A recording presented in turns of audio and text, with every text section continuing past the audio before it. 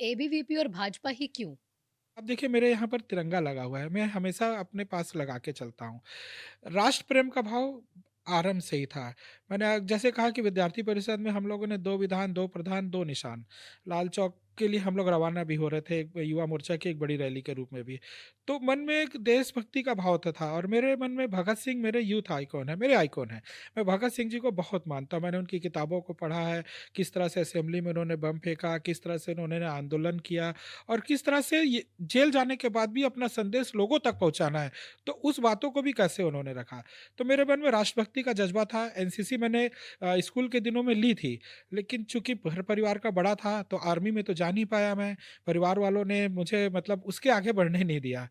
लेकिन आप देश में रहकर, राष्ट्र के अंदर भी राष्ट्र की सेवा कर सकते हैं। उसके लिए बहुत सारे माध्यम हैं। जैसे आप आज न्यूज़ चैनल में एंकर हैं, तो आप भी इसके माध्यम से बहुत सारी बातों को रख पाती। मेरे मन में राष्ट्रभक्ति का भाव था, तो क्या करना है? तो उसके लिए ये 1-2 माध्यम मुझे दिखे, खासकर राजनीतिक क्षेत्र और भारतीय जनता पार्टी या विद्यार्थी परिषद ही क्यों?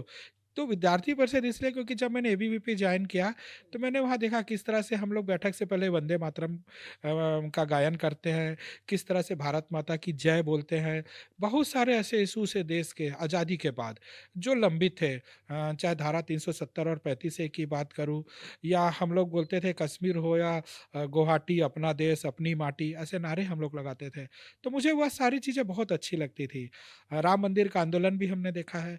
तो ये सारी चीज़ें मुझे लगती थी कि एक ऐसी पार्टी है जो इन इन विषयों पर काम करती है। तो इसीलिए ये लगाव मुझे रहा, एबीवीपी में मैंने काम किया, फिर भारतीय जनता पार्टी।